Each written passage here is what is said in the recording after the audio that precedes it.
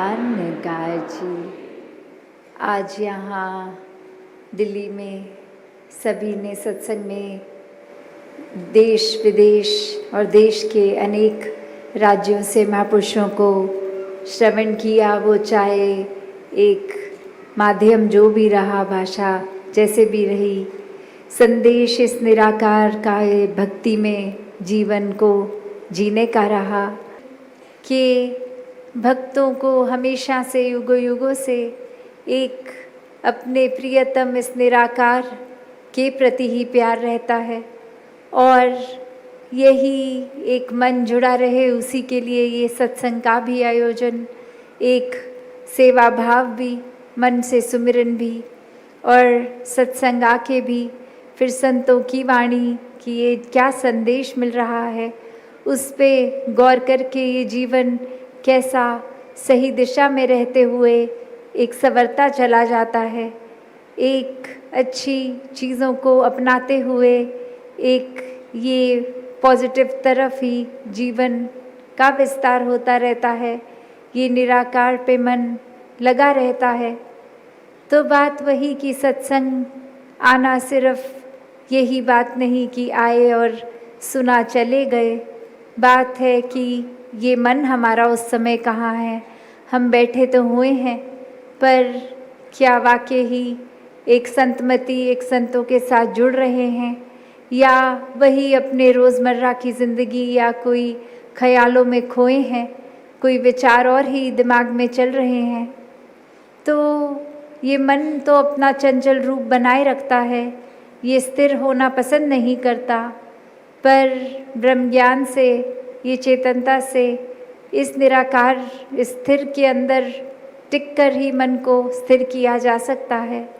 वरना तो पुरातन समय से यही एक चलता आ रहा है, चाहे आज के युग में बोलते हैं डिस्ट्रैक्शन ज़्यादा हैं, पर जब उस तरह से कम भी थी तो भी मन का काम तो यही था, इधर उधर भागना टिकना नहीं, इस निराकार पे केंद्रित कम होता था।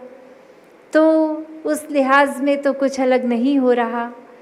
और कैसे संतों ने तब भी अपने आप को फोकस वापस निराकार पे ही, परमात्मा पे ही किया, और आज भी यही एक तरीका है और अभी भी वही संदेश जो युगों युगों से हम सुन रहे हैं कि जीवन को ठीक तरह जीना है तो वाकई ही जीते जी स्वर्ग प्राप्त किया जाए, जीते जी ब्रह्मलीन हुआ जाए, और ये सिर्फ और सिर्फ परमात्मा की प्राप्ति इस ब्रह्म ज्ञान से ही हो सकता है। और सिर्फ ले लेना ही काफ़ी नहीं, हर पल इस ब्रह्म ज्ञान पे चलना भी ज़रूरी है, वरना तो लिया ना लिया एक बात है। तो हर समय जिन्होंने इस परमात्मा को मन में बसाया, वाकई ही वो भक्तों में उनकी गिनती होती है। और ये हर एक का अपना मार्ग, अपना रिश्ता इस परमात्मा से, ये अपना मन इस परमात्मा के साथ जोड़कर अपना पर्सनल रिश्ता एक बनाया जाता है। और आसपास फिर दिखने वाले भी बहुत होते हैं, कोई किसी वजह से आया हो सत्संग। अक्सर हम उस नियत से यही देखते हैं कि हम सत्संग भक्ति करने आए हैं, निराकार से जुड़ने आए हैं, पर किसी और का उद्देश्य कुछ और हो सकता है। कोई इस वजह से आया हो सकता है कि एक घर से प्रेशर है, एक सब चल रहे हैं तो हम भी चलते हैं, नहीं तो घर वाले फिर एक नाराज़ होंगे, या कोई एक आइडेंटिफाई किए हुए हैं कोई बिजनेस समाज के लोग, तो वो सत्संग में आते हैं तो हम भी आके फिर इनसे इस तरह से ताल्लुकात बना के अपने एक फाइनेंशियल एस्पेक्ट को मजबूत कर सकते हैं। कोई भी वजह और हो सकती है भक्ति के अलावा। तो हर कोई सत्संग जो आ रहा है वो भक्ति की नीयत से नहीं आ रहा, तो वो भी अपने अंदर सोच विचार कर ले कि ये सत्संग में अगर भक्ति के अलावा और कोई उद्देश्य से आ रहे हैं तो कहाँ जीवन में खड़े हैं। बाकी चीज़ें तो संसार में हासिल की जा सकती हैं, एक अपने पर्सनल सेल्फिश चीज़ों के लिए तो फिर पद पदवियाँ भी संसार में अनेकों उपलब्ध हैं, किसी न किसी तरीके से एक नाम रुतबा पाया जा सकता है। तो वही अगर मेंटालिटी, वही चतुर चालाकियाँ हम सत्संग में भी लेके आ रहे हैं, तो वाकई ही क्या हम सही मायने में भक्ति कर रहे हैं, या भक्त बोलने के भी अधिकारी हैं या नहीं हैं। और यहाँ तो ये ऐसा दर्द है जहाँ एक सीधा ही ब्रह्म ज्ञान की प्राप्ति के बाद वो महान आत्मा महापुरुष की तरह संबोधित भी किए जाते हैं। तो सिर्फ शब्द ही नहीं, कर्मों से भी ये निराकार ही हमारे कण कण में, जहाँ संसार में कण कण में बसा है, हमारे भी रोम रोम से वही प्रदर्शित हो, वही भाव हो। वरना तो ऐसा भी है जैसे अब एक दासी कहानी का उदाहरण लेके ये बात रखेगी कि कैसे एक समय में एक जगह जहाँ सत्संग रूप ही एक गुरु और अनेकों शिष्य उनके साथ ही जगह जगह जाते रहते थे। और एक दिन एक शिष्य अपने गुरु को समझाते हुए बोलते हैं कि आप ही के अनुयायियों के बीच, हमारे बीच में अब कोई ऐसी किसी ने अफवाह बना दी है या कोई बात बोल दी है, उससे काफ़ी अनुयायी टूट गए हैं और अब वो कह रहे हैं कि आज की सत्संग के बाद अब वो ये आएंगे नहीं, वो निकल जाएंगे यहाँ से। और ऐसा बोलने पे वो गुरु के मुंह पे कोई ना आव भाव बदले, ना एक्सप्रेशन बदले। और बात यही आई कि फिर वो भक्त पूछता है कि ये इतनी बड़ी संख्या से हमसे कम हो जाएंगे, तो ये आप इस चीज़ को लेके कुछ चिंता भी नहीं आपके मुंह पर दिख रही। और उत्तर में यही आता है कि जो टूटे हैं वो तो कभी जुड़े ही नहीं थे। तो बात यही वो भी समझाते हैं कि अगर सत्संग में रहकर भी एक सिर्फ कुछ किसी की बात का असर इस तरह ले रहे हैं, कोई बोले सुने पे चल रहे हैं, या फिर एक किसी ने संतमति के अलावा मनमत की ओर जाना है, कोई बुराइयों को हावी होने देना है, तो वाकई ही वो सत्संग सुन भी नहीं रहे थे। वो तो सिर्फ उपस्थित थे। एक उनका शरीर ज़रूर हमारे इर्द गिर्द हर सत्संग में उपस्थित होता था, पर मन से तो नहीं जुड़े थे। तो ऐसे जुड़ने से तो अच्छा ये एक दोगलापन, ये एक ड्युअलिटी है, ये एक हिपोक्रेसी है। तो ऐसे से ज़्यादा बेहतर है उनका जहाँ मन लगता है वो वहाँ जाएं, सत्संग में नहीं लगता तो घर बैठ लें। तो बात वही कि हर एक को अपना सही कारण पता होना चाहिए कि क्यों आना है सत्संग में। अगर वो भक्ति या निराकार से उस वजह का कोई लेना देना नहीं है, तो उससे अच्छा शरीर को भी इतनी फिर मेहनत ना करवाएं, घर से सत्संग हॉल तक ना लेकर आएं। तो बात वही कि सिर्फ कोई क्रिया की तरह चीज़ को नहीं करनी, एक वाक्य ही आध्यात्मिक एक पहलू जीवन का, वो सिर्फ किसी को प्लीज़ करने के लिए या किसी के अच्छी किताबों में घुसने के लिए नहीं है, उनकी नज़र में अच्छा बनने के लिए नहीं।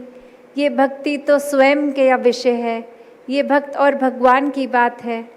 तो अगर वाकई ही ये कारण के बजाय कोई और कारण है, तो फिर भक्ति से तो हम दूर हैं।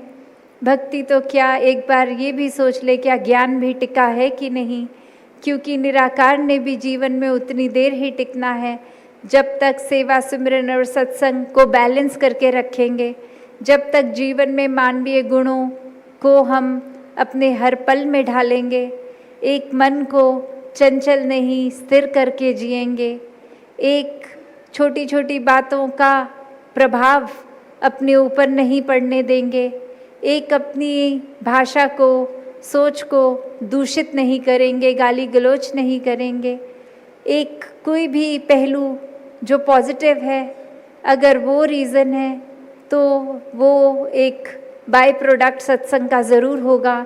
पर अगर जीवन में एक कलेश का एक रास्ता हमने अपना लिया है, अपना भी दिल खट्टा करते हैं, भाषा खराब करते हैं, मन में नफ़रतों को पालते हैं, तो फिर एक हकदार इस सुकून के तो हम नहीं हो सकते, चाहे जितना मर्जी सत्संग आते रहें। तो बात सिर्फ वो नहीं कि कोई अटेंडेंस रूप होना है।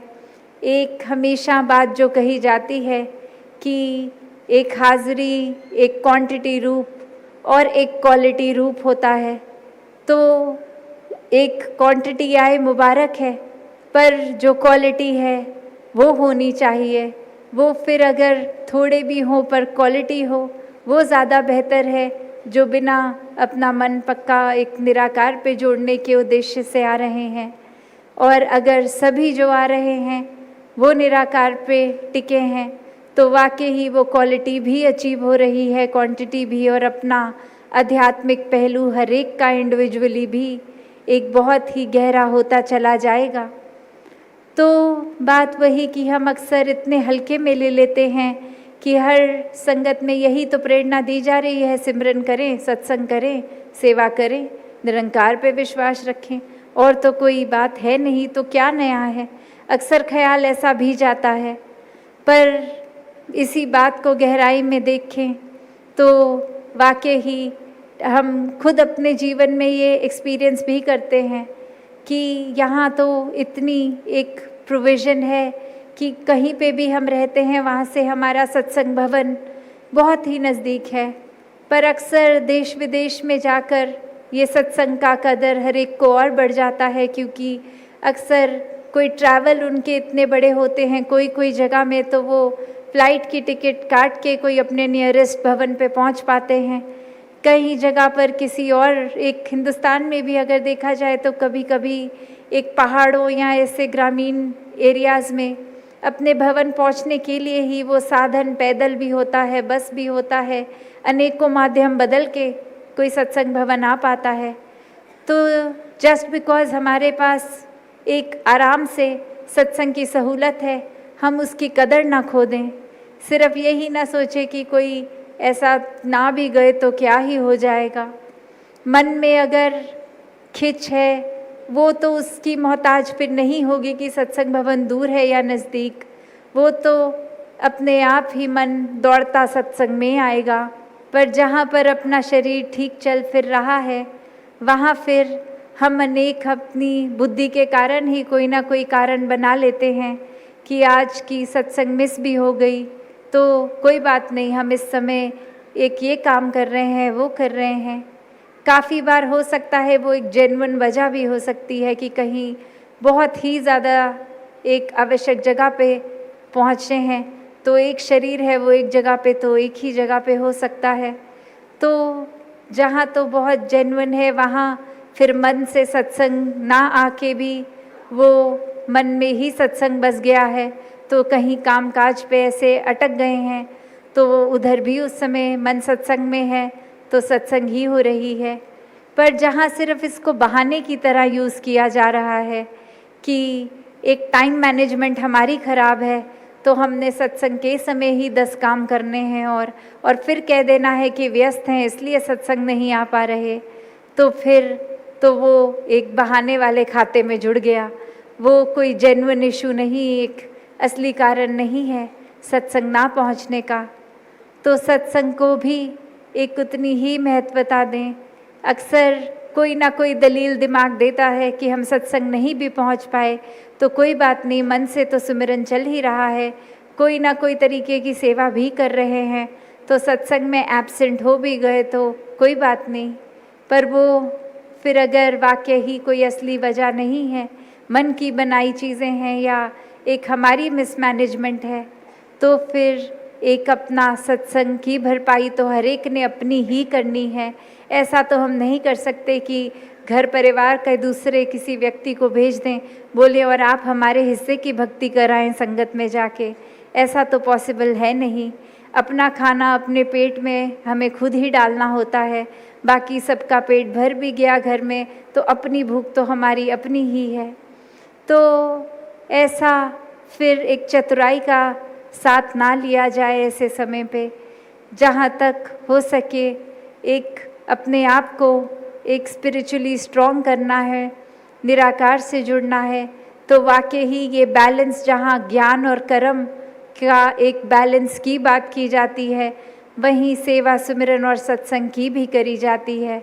और सत्संग आके सिर्फ और सिर्फ संतमति को ही अपनाना है, वरना तो जैसे दासी ने एक अभी जिक्र किया भी कि सत्संग में फिर ध्यान इधर उधर भटक रहा है, कोई क्या कर रहा है, हर कोई अपनी ही वजह से आया होगा।